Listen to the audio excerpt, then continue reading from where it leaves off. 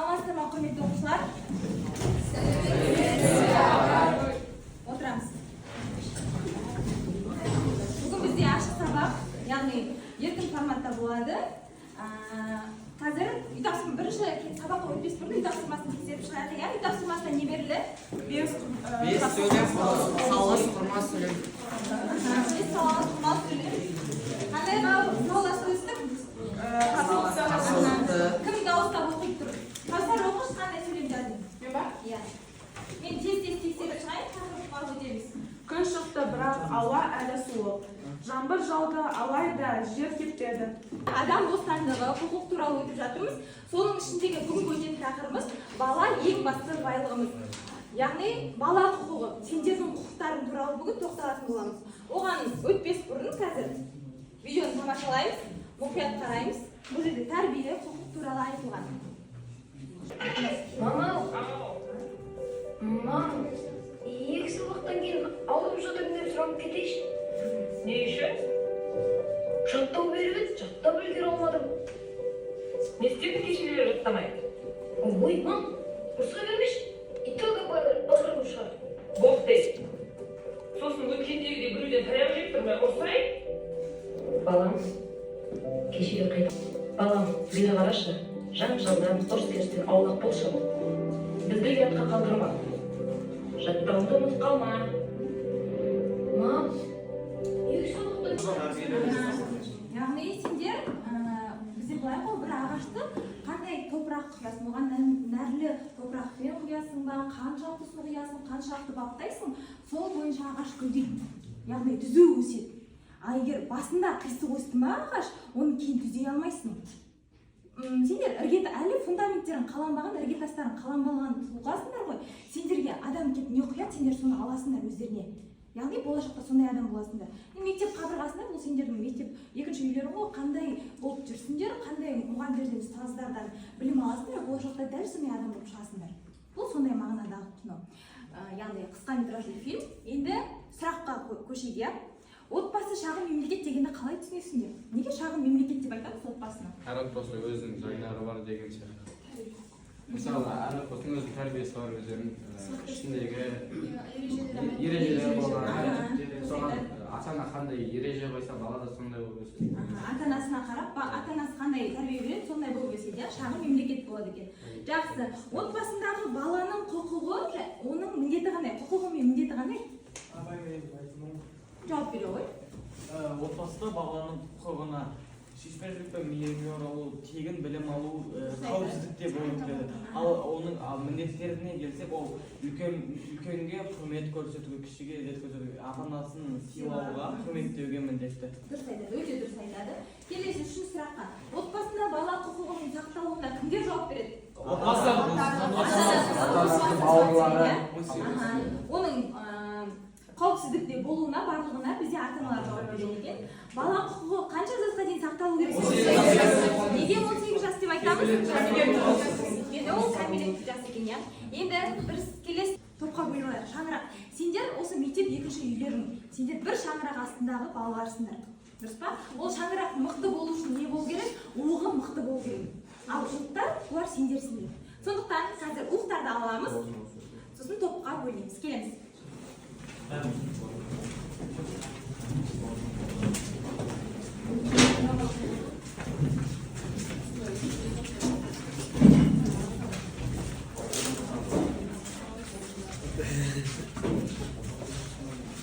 Деген тақырып өтіп жатқаннан кейін бірінші топ бізде отбасы, тақырып отбасы тобы болады, екінші тәрбие, үшінші құқық тобы болады. Яғни біз осы бойынша бүгін жұмыс істейтін боламыз. Енді бірінші тақырыпқа тақтаға қарайын. Бізде қазақтан мақал-мәтелдер бар. Отбасы туралы, бала тәрбиесі туралы айтатын мақал-мәтелдеріміз бар. Енді бірінші топ, 6 мақал-мәтел бар. Әр топқа 2 мақалдан жазылады және 2 балға қойылады осы тапсырмаға. Енді бірінші топ. Қалған 2 топ үндемейміз, бірақ бірінші топ өздерін жауап беру керек. Бұл қандай мақал-мәтелдер? Ядан көрсе? Келесі бірінші топ.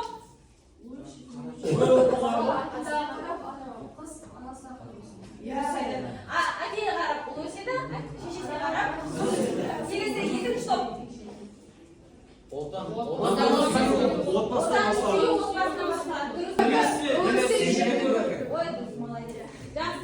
Адамның шариғат тілге түскен минутынан бастап, оның өмірін, денсаулығын, тыныштығын қорғап отыратын заң бар. Ол заң 1948 жылы 10-шы Жақсы. Балалар конвенциясын қорғау туралы мәтін айтылды. Енді тақтаға қараймыз. Бізде бірінші топтың тапсырмасы бұл постер қорғау.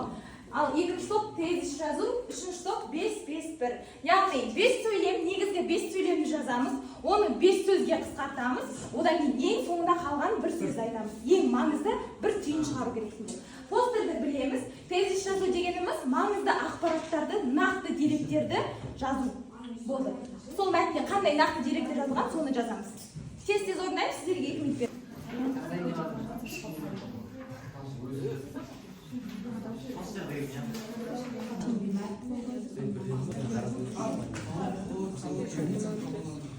Сөйлем адам құқығы декларациясы қабылданды. Екінші сөйлем балалар құқығы туралы конвенция бар. Үшінші сөйлем Қазақстанда балалар құқығы туралы заң қабылданды. Төртінші сөйлем заң 9 тарау 53 баптан тұрады. Бесінші сөйлем заңды орындау әкімнің парызы. Оны 5 сөзге қысқартыңдар. Декларация, Конвенция, заң, тарау, парыз. Ең маңызды сөз құқық. Дұрыс айтады. Келісеміз ба? Дұрыс па? Ән отырамыз. Ол мәтінге постер құралды. Мәтінді ашу толық түсінеді. Дұрыс айтады. Балалар құқығы туралы конвенция 1989 жылы қол қойылды. Балалар құқығы заңына 61 ел қол қойды. Және де 1991 жылы елдің барлығы оған кірді. Конвенция заңы 53 баптан тұрады, 9 тарау. Дұрыс айтады. Яғни бұл бізде бұл заңның ашқан себебі ол бізде балалар құқығын қорғау. Келісеміз ба? Жақсы. Мысалы, оған балалар құқығы туралы заң кіреді. Оған 191 мемлекет кіреді. Және де адам құқығының жалпына бірдей декларациясы қабылданған. Қазіргі таңда адамдардың адамның өз құқығы бар, және де ол ересек адамдар емес, балалардың да құқықтары бар. Балалардың құқықтары бар. Қазіргі балалар өзінің құқықтарын білу керек және оны қорғай алу керек. Себебі қазіргі құқықтар адамды кез келген заттан қорғап, сақтап қалады. Жағдайлардың барлығы адамдардың заң талаптарын білмегендіктен шығады. Дұрыс айтасыз, өте дұрыс айтады. Грамматикалық тақырыпқа өтеміз. Ол бізде бүгін біз қандай тақырып өтіп жатырмыз өзі? Құрмалы сөйлем ішінде салалас құрмалы сөйлемді бірге бөлінеді. Салалас құрмалы сөйлем, сабақтас құрмалы сөйлем, сосын аралас құрмалы сөйлем. Оның ішінде біз салалас құрмалы сөйлемді өттік. Ал осының алдындағы тақырып бізде қарсы салалас болған.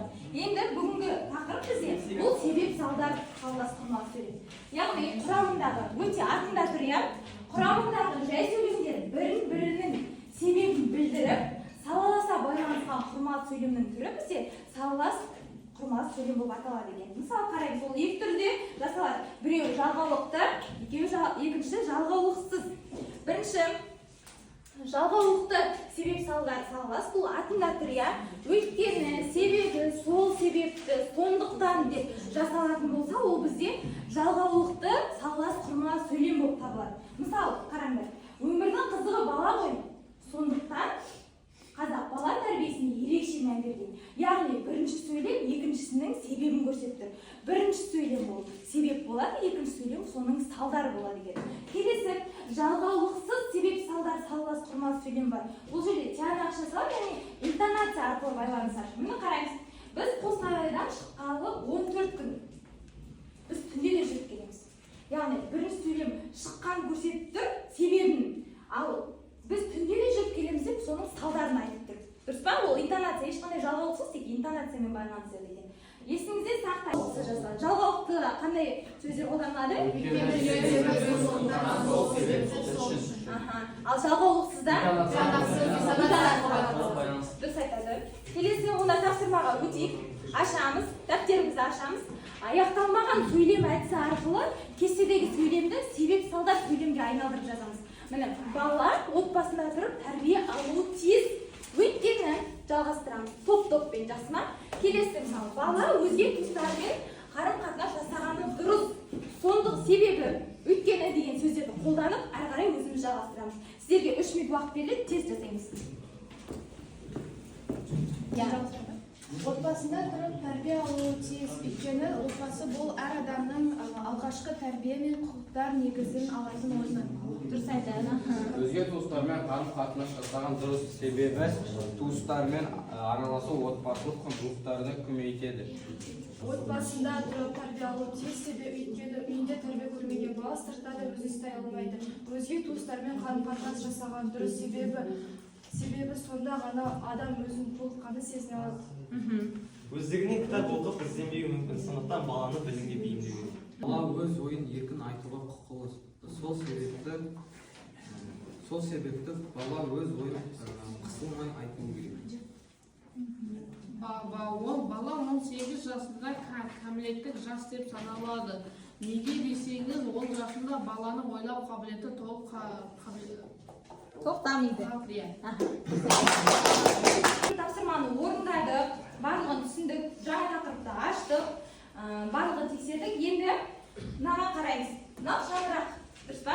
Шаңырақтың ұлықтары сендерсіңдер, бағана айтқандай. Енді сол шаңырақтың ұлықтарына өз бүгінгі сабақтарына кері байланыстарыңды, қай жері қиын болды, қай жері ұнады, ұнамаған тұстары бар ма, не алдыңдар, соны жазып, қайтадан ұлықтарымызды қойып, шаңырағымызды биікке көтерейік. Сыныпта өтті бала құқығы жайлы ақпарат бере алып, себеп салдар ережесімен танысты. Жақсы.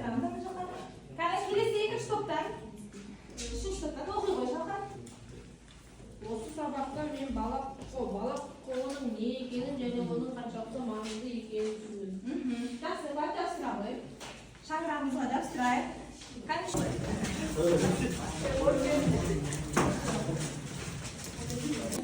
Шаңырағымызды көтердік. Бүгінгі сабақ сендерге ұнады деген ойдамын. Енді рефлексия, телефон әдісі. Яғни бүгін бала құқығын өткеннен кейін сендер өздеріңді бағалауға құқылысыңдар. Бүгін мысалы неше тапсырма орындадық, сол бойынша бағаларыңды қойып, аттарын жазасыңдар, өзіңнің бағаңды қой, одан кейін мен өзімнің бағамды қоямын. 10 балға дейінгі балдарды қоясыңдар. Адам өзің ішінде сезесің ғой, бүгін қаншалық сабаққа қатыстым, қатыспа.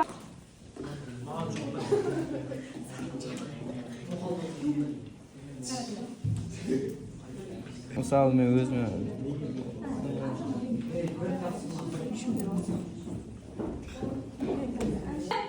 қанша деген бағалар? Бүгінгі сабаққа барлығымыз жақсы қатыстық, иә? Бағалар болсақ, үй тапсырмасын аламыз. 71-ші беттегі 4-ші тапсырма, яғни мәтіннің ішінен себеп салдар қылмаған сөйлемді теріп, соны жазып келеміз, жақсы ма? Бүгінгі сабағымыз, ашық сабағымыз аяқталды. Осымен сау болыңдар.